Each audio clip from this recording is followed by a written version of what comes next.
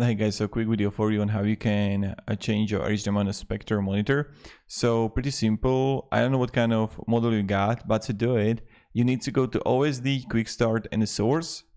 So when you press the image one long looking now button on the monitor, the USD screen will appear. Select each of the functions with the use the book button again on enter each function. So here you're gonna have it, and we'll show you right here.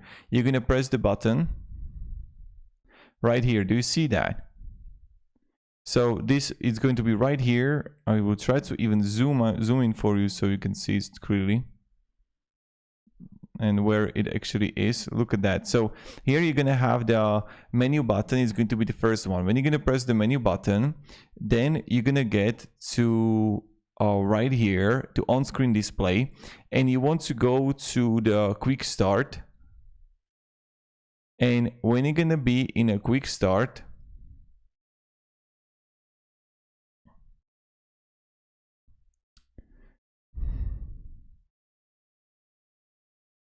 yeah, where was it?